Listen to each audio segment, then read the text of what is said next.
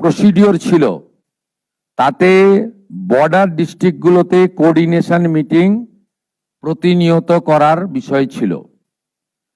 দীর্ঘ কয়েক বছর ধরে পশ্চিমবঙ্গে বর্ডারে ডিস্ট্রিক্ট ম্যাজিস্ট্রেটদের পৌরোহিত্যে যে কোঅর্ডিনেশন মিটিং, যাতে বিএসএফ, স্টেট পুলিশ, কাস্টম সহ অন্যান্য সংশ্লিষ্ট বিভাগ যেখানে থাকার কথা, একটাও মিটিং হয়নি।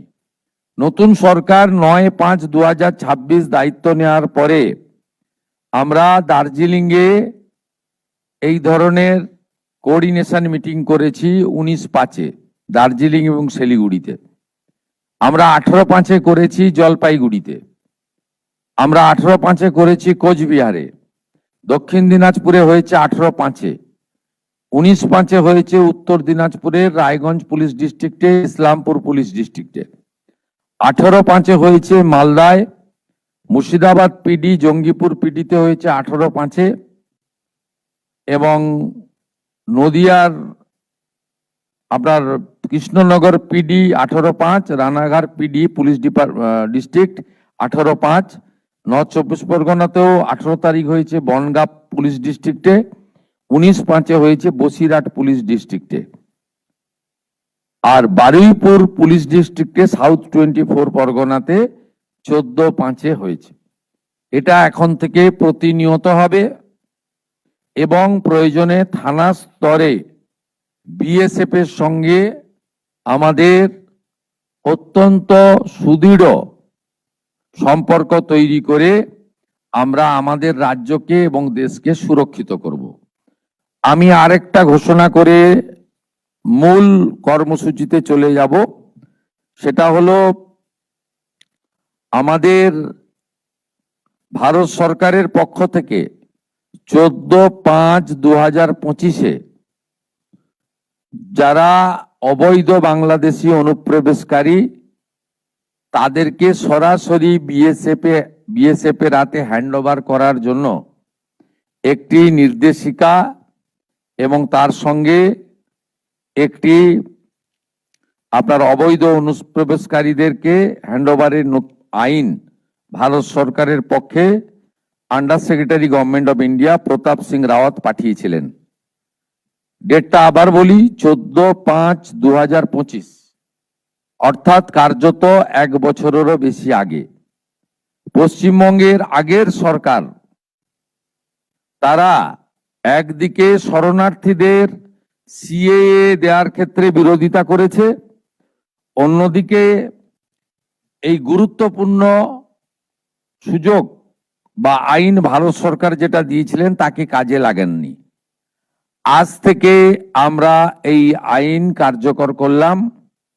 এর ফলে সিএ এর অন্তর্ভুক্ত যারা, অর্থাৎ সিএ তে বলা আছে 7টা কমিউনিটি বা ধর্ম পালন করা লোকেরা, তারা সিটিজেনশিপ অ্যামেন্ডমেন্ট অ্যাক্টের আওতায় আসবেন এবং তাদেরকে যারা 31/12/2024 পর্যন্ত এসেছেন তাদেরকে কোনো পুলিশ কোথাও হ্যারাসমেন্ট ডিটেন্ট করতে পারবে না।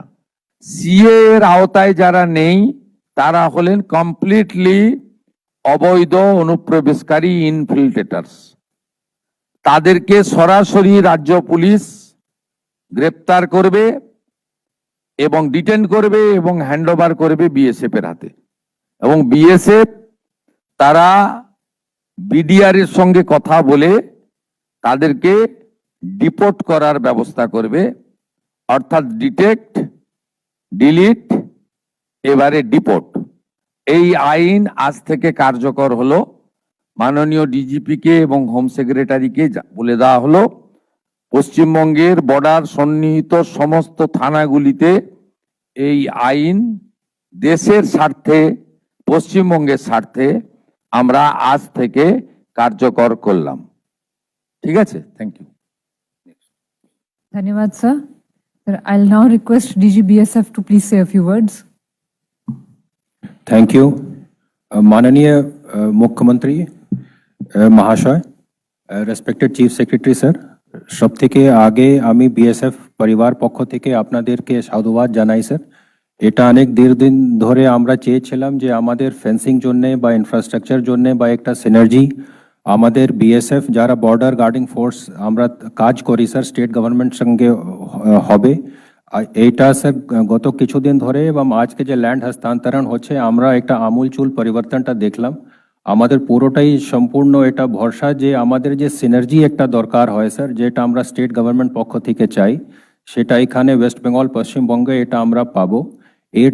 এর পাওয়ার পরে আমাদের যে ফেন্সিং কনস্ট্রাকশন যেখানে যেখানে লম্বিত ছিল সেটা হবে, যেখানে আমাদের ইনফ্রাস্ট্রাকচার নতুন বিওপি খোলা যে বর্ডার আউটপোস্টগুলো খোলাটা ইনক্লুডিং সুন্দরবন মতন এরিয়া যেখানে আমরা একটা বিশাল জলাশয়কে আমরা ভালো করে দেখতে পাচ্ছিলাম না ওই জায়গাটাও আমরা যে আছে ভালো করে দেখার জন্য যে পরিকল্পনাগুলো আছে সেটা পারিত হবে sir.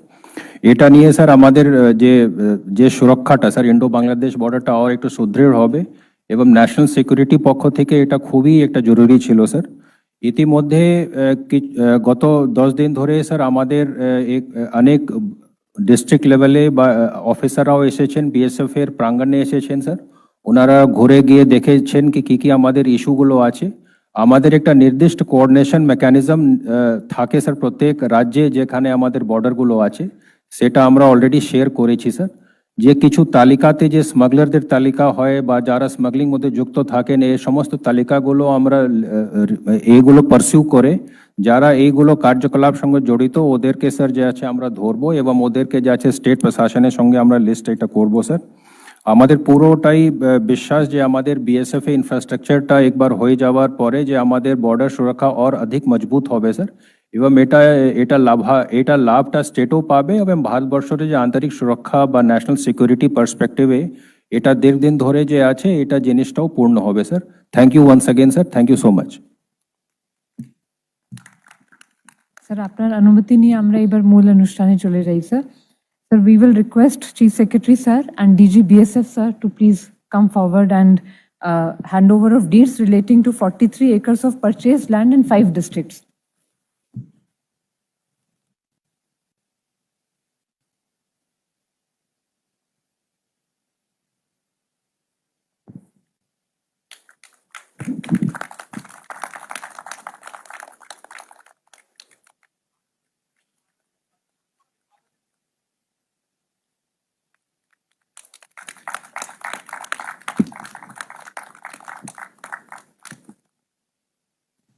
Thank you, sir. I will now request Home Secretary and ADG BSF to kindly come forward for handing over of sanction order for transfer of 31.9 acres of government vested land in 9 cases to BSF.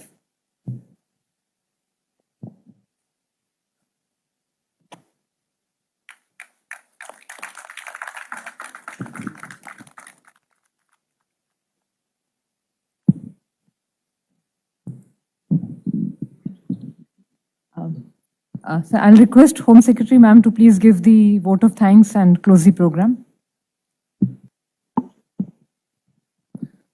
So with your permission, we are at the end of a ceremony and a program which carries a lot of meaning and significance for the state government, as I'm sure it does for the Border Security Force. I would like to thank the Honorable CM for sparing time from his very, very busy schedule. Sir has just come back from North Bengal from a very long meeting to graciously preside over this momentous occasion, which is so important for all of us. I would also like to thank the team from the Border Security Force, led by the DG, who is an officer, an IPS officer of our own cadre, West Bengal, to be here with us today. I would also take this moment to thank the Chief Secretary, sir, and Advisor, sir, for their constant guidance, and my colleagues, my senior colleagues from the LNLR department, the DGP and his team, for the extreme hard work which has made possible this ceremony and this handing over today. Also, the respected members of the media, we are very happy that you could join us on this particular occasion. We are committed to continue this momentum which we have gathered to fulfill the very strong resolve of the state government and work in close coordination with BSF and with all the other stakeholders to ensure the protection of a very sensitive Indo-Bangladesh border, which is in the interest not only of our own state, but of national importance. With the permission of the Honorable Chief Minister, sir, we conclude the program, sir.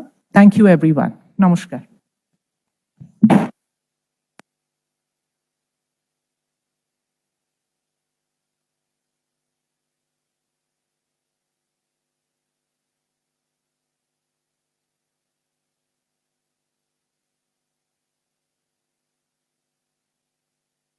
Joynagar update, সত্যের পাশে, খবরের আগে।